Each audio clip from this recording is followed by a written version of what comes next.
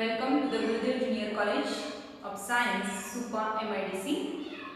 I am Professor Ujjwala Jagdale. In last lecture, we have studied the different types of basic principles of living organism, and in this lecture we are going to study the taxonomic aids. What is meant by aids? Aids means what? Aids are nothing but tools. What is meant by tools? For example, if I am going to teach you, then I require the blackboards, the chalk. These two are the teaching aids. These two are the teaching aids. For example, if you are going to make your notes, तुम्हाला suppose तुमच्या notes काढायच्या आहेत, तर notes काढण्यासाठी तुम्हाला कशाची गरज लागेल? For example, you require pencil, you require pen, you require notebook, you require some highlighter. These are the different things which you require for the making your own notes. These are nothing but tools. ए बाळा, ते बंद कर रे. Welcome to the Gurudev Junior College of Science, SUPA. My name is Ujjwala Jagdale, your biology teacher. In last video, we have studied the basic principle of life, and in this video, we are going to study the different types of taxonomic aids. What is meant by aids? Aids are nothing but tools. For what we require the tools? For example, I am teaching you something, I require the blackboard and the chalk. For example, if you making your own notes, for that purpose you require pencil, you require pen, you require book, you require notebook. These are the different types of aids required for making your notes. Similar to that, if you are going to analyze the biology, or we are going to study the diversity, then we require the different types of aids to study the taxonomy. What is meant by taxonomy? Taxonomy is a branch of biology which deals with a study of identification, classification and nomenclature of an organism. एखाद्या ऑर्गॅनिझमचा, there is a vast diversity around us. आपल्या आजूबाजूला तुम्हाला खूप साऱ्या प्रकारची diversity पाहायला मिळते. डायव्हर्सिटी म्हणजे काय? The variation among living organism. Living organism मध्ये जे व्हेरिएशन्स तुम्हाला पाहायला मिळतात, that variation is known as the diversity. आता या वास्ट डायव्हर्सिटीचा जर स्टडी करायचा असेल तुम्हाला, तर you have to identify them, you have to classify them, and you have to give the name to the specific organism. एखादा ऑर्गॅनिझम आहे, मग त्याचं आयडेंटिफिकेशन तुम्ही केलं पाहिजे. त्याला एखाद्या विशिष्ट ग्रुप मध्ये तुम्ही त्याला टाकलं पाहिजे. That is a grouping of individual. Okay, and that is known as classification. And after grouping that individual, you give the name to that organism. तुम्ही त्या ऑर्गॅनिझमला नाव देता पाहिजे. मग हे जे आयडेंटिफिकेशन, क्लासिफिकेशन आणि नॉमेनक्लेचर जे आहे, नाव देण्याची जी प्रोसेस आहे, ही ज्या ब्रँच मध्ये केलं जातं त्या ब्रँचला म्हणतात टॅक्झॉनॉमी. आता या टॅक्झॉनॉमीचा स्टडी करण्यासाठी जे जे रिक्वायरमेंट आहेत, जे टूल्स तुम्हाला गरजेचे आहेत, that tools are known as the taxonomic tools. Okay, आता मग तुम्हाला जर विचारलं की what is the definition of taxonomic aids or the taxonomic tools, तर टॅक्झॉनॉमिक टूल्स म्हणजे काय सांगणार बरं तुम्ही? The taxonomic aids are the technique and procedure to store the information. To store what? To store the information as well as specimens. Taxonomic aids, taxonomic aids are the technique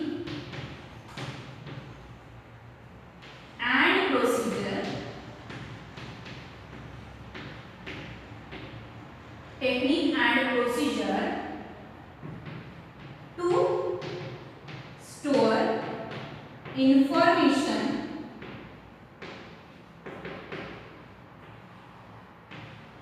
as well as specimen. It is necessary for the identification, classification and nomenclature of an organism. The taxonomic aids are useful for it is used in कशामध्ये use केलं जातं in identification,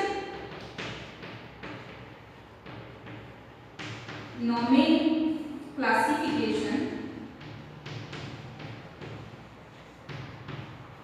and nomenclature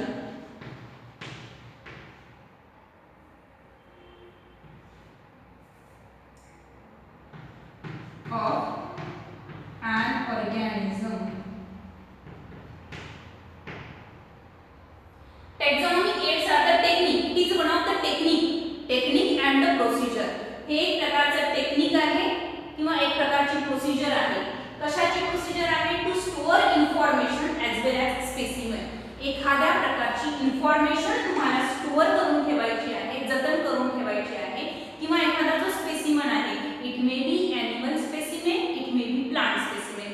एखादा plant किंवा ॲनिमलचा part असेल किंवा तो animal असेल किंवा ते जे प्लांट आहे, it may be entire plant, it may be the part of the plant. तो जर तुम्हाला स्टोअर करून ठेवायचा असेल तर त्यासाठी लागणारे जे एड्स आहेत त्या एड्सला म्हणतात टॅक्सॉनॉमिक एड्स. ओके, मग या टॅक्सॉनॉमिक एड्सचा वापर कुठे केला जातो? For identification, classification and nomenclature. Identification means तो कुठल्या प्रकारचा ऑर्गॅनिझम आहे त्याला ओळखणे. त्याचं classification, once you identify that organism you keep or you put into the certain groups. तुम्ही त्याला ग्रुप मध्ये क्लासिफाय करता and then you give the name to that organism. Nomenclature means the naming of an organism. एखाद्या ऑर्गॅनिझमला नाव द्यायचं आहे. That is a nomenclature. There are the different types of taxonomic aids. मग कोणते आहेत?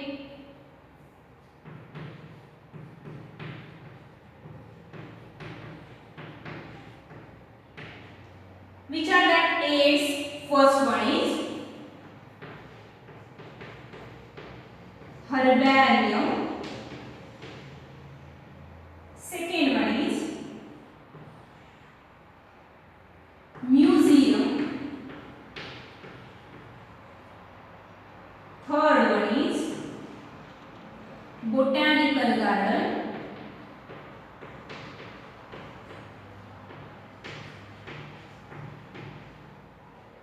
Fourth one is zoological park.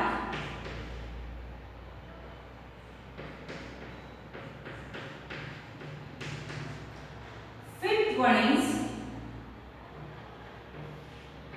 biodiversity park.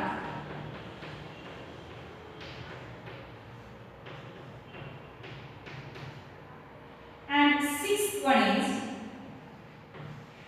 key.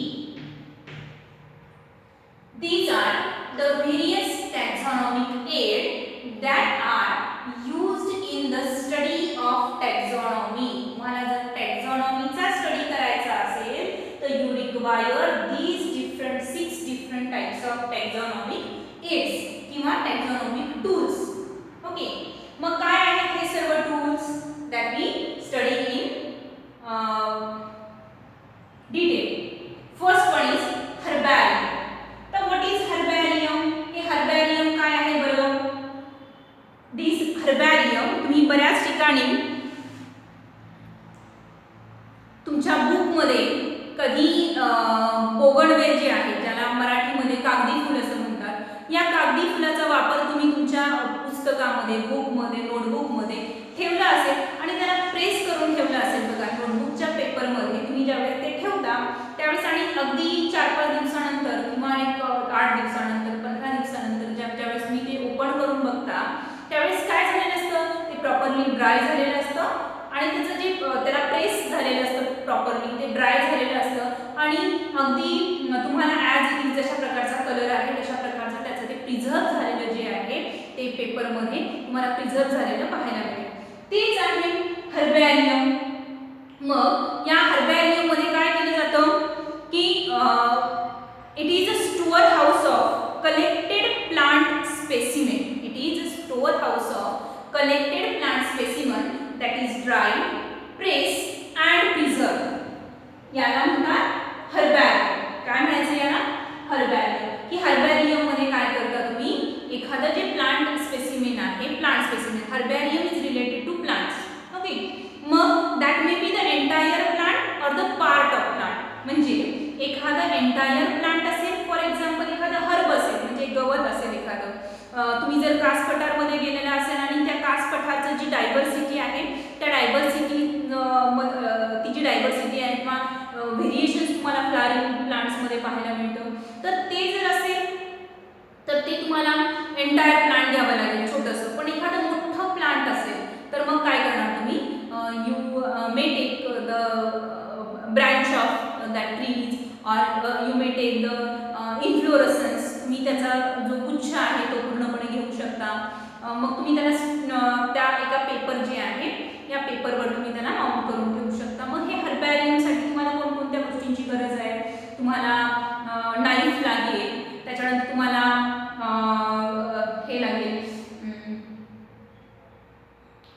Cut करण्यासाठी तुम्हाला cutting knife लागेल, त्यानंतर तुम्हाला ते माउंट करायचं आहे त्यासाठी तुम्हाला प्लॉटिंग पेपरची गरज लागेल, तुम्हाला ते ठेवण्यासाठी बस्क्युलम लागेल. बस्क्युलम ही एक प्रकारची बॅग आहे मेटल. ओके. त्या मेटलमध्ये तुम्ही मेटल केस आहे समजू शकता तुम्ही, त्या मेटल केसमध्ये तुम्ही ते ब्रँच ठेवू शकता किंवा ते तुम्ही कॅरी करू शकता. त्यानंतर तुम्हाला लागेल न्यूजपेपर लागतील. तर या सगळ्या गोष्टींची तुम्हाला इक्विपमेंट्स लागतील फॉर द कलेक्शन ऑफ हर्बॅरियम.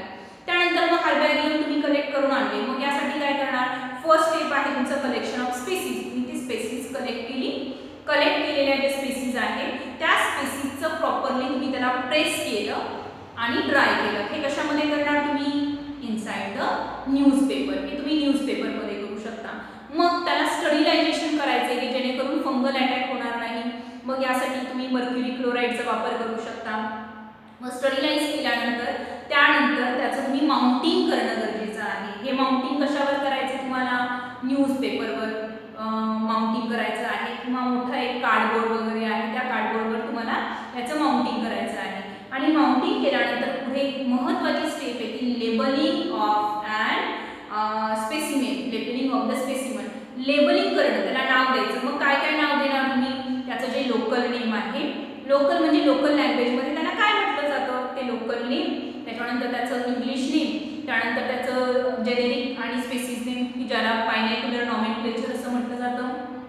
त्यानंतर पुढे त्याची फॅमिली, त्यानंतर the date of the collection. तुम्ही कोणत्या डेटला त्याचं कलेक्शन, डे अँड डेट त्यावर मेन्शन करणं गरजेचं आहे.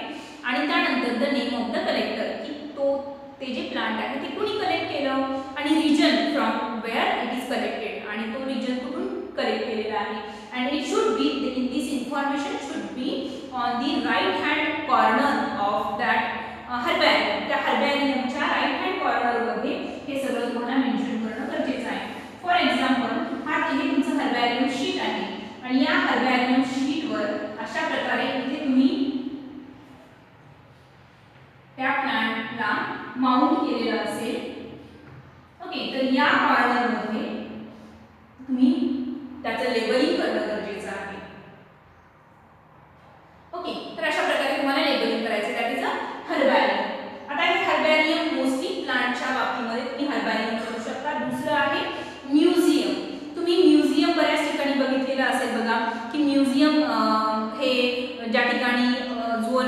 बॉटनीच्या लॅबोरेटरीज आहेत, या ठिकाणी सुद्धा झुऑलॉजी आणि बॉटनी डिपार्टमेंट ज्या ठिकाणी आहे त्या ठिकाणी हे म्युझियम असतात. म्युझियम हा जो वर्ड आहे generally it is applied for plants as well as animal, पण मोस्टली तुम्ही ॲनिमलच्या बाबतीमध्ये हा म्युझियम वर्ड ऐकू शकता किंवा ऐकलेला असेल.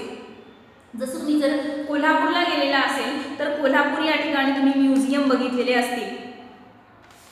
आता हे जे म्युझियम आहे या म्युझियममध्ये काय केलं जातं बरं?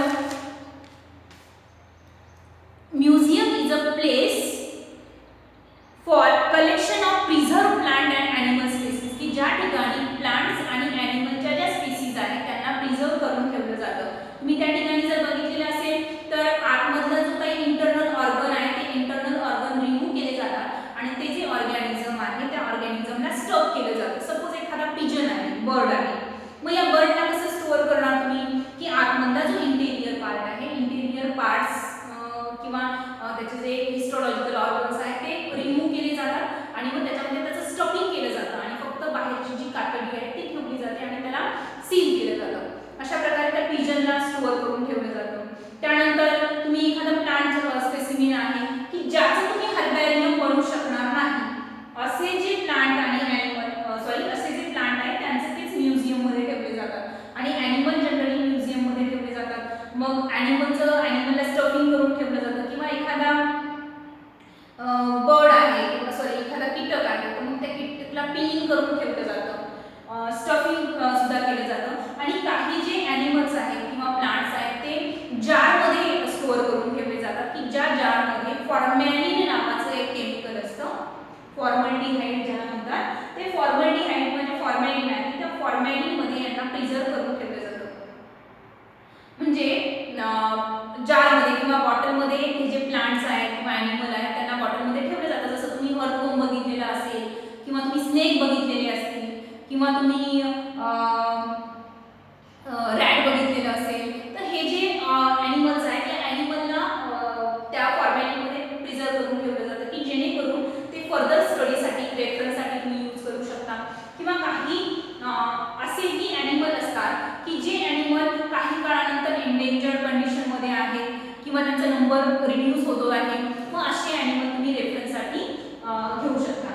त्यानंतर नेक्स्ट आहे बोटॅनिकल गार्डन. आता हे जे बोटॅनिकल गार्डन आहे, the botanical garden are the place where the living plant specimen are collected, ज्या ठिकाणी लिव्हिंग प्लांट स्पेसिमन जे आहे त्यांचं कलेक्शन केलं जातं.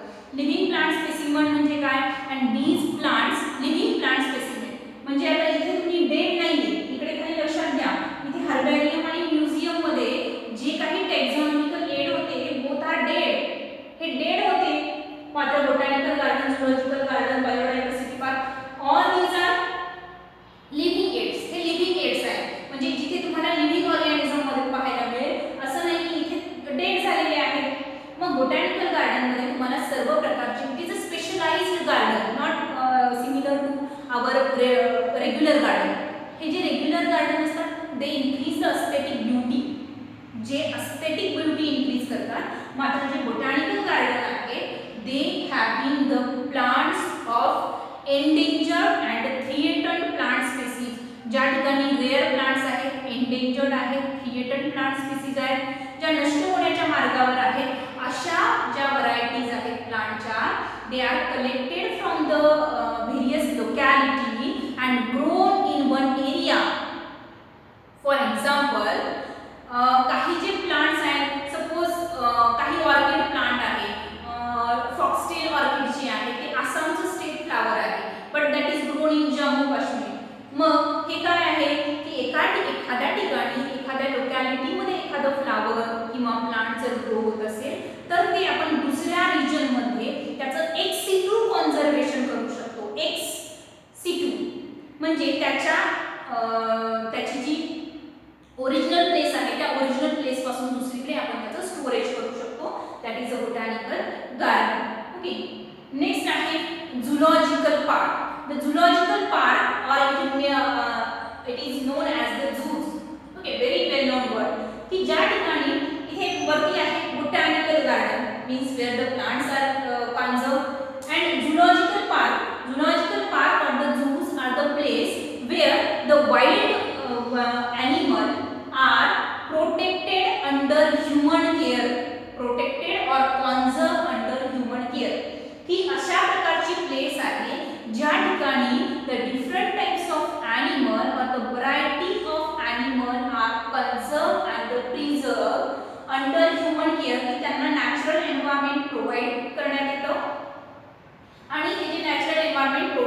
प्रोव्हाइड करण्यात येतं, त्याचबरोबर त्यांना त्या ठिकाणी कन्झर्व केलं जातं, प्रिझर्व केलं जातं, त्यांना नॅचरल एन्व्हायरमेंट दिलं जातं. तर या झुलॉजिकल पार्कचा उपयोगही तुम्ही स्टडीसाठी करू शकता, की ज्या काही त्यांचं मग झुलॉजिकल पार्क जे आहे त्यांचा नंबर, सपोज एखादी व्हरायटी आहे ती रेअर व्हरायटी आहे, मग या रेअर व्हरायटीचा तुम्हाला त्याचा नंबर इन्क्रीज करायचा आहे, तर मग तुम्ही ब्रीडिंग प्रोसेस जी आहे ती ब्रीडिंग प्रोसेस वाढवू शकता आणि त्या प्रकारे त्यांचा जो नंबर आहे तो नंबर इन्क्रीज करू शकता. किंवा काही ज्या व्हरायटीज आहेत त्या व्हरायटीचं प्रॉपर कन्झर्वेशन केल्यानंतर त्यांचा नंबर तुम्ही इन्क्रीज करू शकता, की जे नॅचरल एन्व्हायरमेंटमध्ये जर बघितलं तुम्ही तर नॅचरल एन्व्हायरमेंटमध्ये त्यांचा नंबर जर कमी होतोय तर अशा ॲनिमलला तुम्ही झुलॉजिकल पार्कमध्ये ठेवू शकता. नेक्स्ट आहे बायोडायव्हर्सिटी पार्क. बायोडायव्हर्सिटी पार्क, आता इथे बायोडायव्हर्सिटी म्हणजे डायव्हर्सिटी म्हणजे व्हेरिएशन आणि bio means the living. Okay, म्हणजे या ठिकाणी plants as well as animal या दोघांचंही कन्झर्वेशन केलं जातं. आता असे जे बायोडायव्हर्सिटी पार्क आहे, या बायोडायव्हर्सिटीचा पार्कचा सुद्धा it is also acts as a taxonomical aid for the study and the reference purposes. And last one is key. So what is key?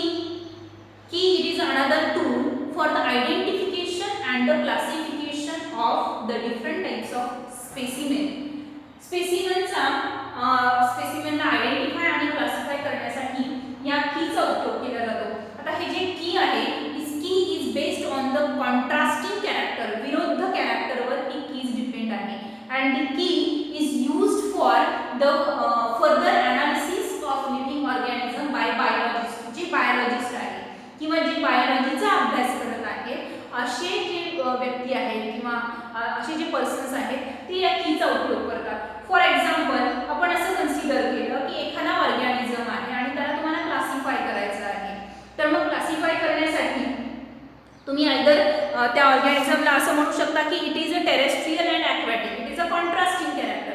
Contrasting म्हणजे काय, यांना कपलेट असं म्हणतात, कपल, पण कसे आहेत, विरोधी आहे, टॉल शॉर्ट. हे झालं की नाही contrasting. For example, terrestrial and aquatic म्हणजे पाण्यामध्ये राहणारे आणि जमिनीवर राहणारे. मग जर तुम्ही म्हणलं की एखादा ऑर्गॅनिझम ॲक्वॅटिक आहे, ओके, मग ॲक्वॅटिकमध्ये फर्दर तो कसा आहे बरं, मग ॲक्वॅटिकमध्ये इधर तो त्याची जी स्किन आहे ती ड्राय आहे की सॉफ्ट आहे, मॉइस्ट आहे की ड्राय आहे. ओके, मग हे झाले कॉन्ट्रास्टिंग कॅरेक्टर. त्यानुसार तुम्ही त्या ऑर्गॅनिझमची स्किन समजा तुम्ही म्हटलं की ड्राय आहे, ओके, तर मग त्याच्यावर ड्राय स्किन आहे तर मग स्किन प्रेझेंट आहे की अब्सेंट आहे. ओके, मग यानुसार तुम्ही फर्दर त्याचं काय करता, क्लासिफिकेशन करता आणि फायनली तो जो ऑर्गॅनिझम आहे तो ऑर्गॅनिझम तुम्ही सांगू शकता की हा ऑर्गॅनिझम या ग्रुपमध्ये टाकता येऊ शकतो. ओके, तर अशा प्रकारे these are the various taxonomic aid that are necessary for the study of taxonomy. taxonomyचा स्टडी करण्यासाठी या सर्व एड्सची तुम्हाला गरज पडते. First one is herbarium and museum. these two are dead taxonomic aid. next are botanical garden, zoological garden, biodiversity park. these are the living taxonomic aid and last one is a key. Okay,